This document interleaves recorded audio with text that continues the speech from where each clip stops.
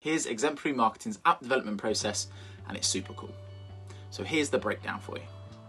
They start off with the design of the application and then design it until you are satisfied.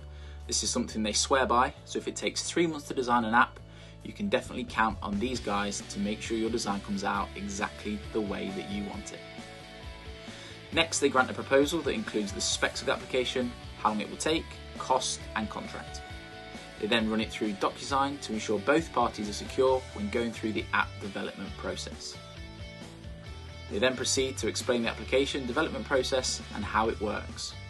They like to code in a process called code segmentation, which again is simple and super cool.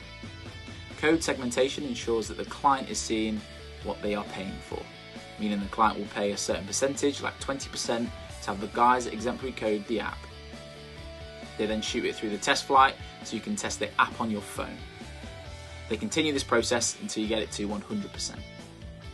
Once the app is fully complete, you then go through it together and one of the project managers discusses the technology with you.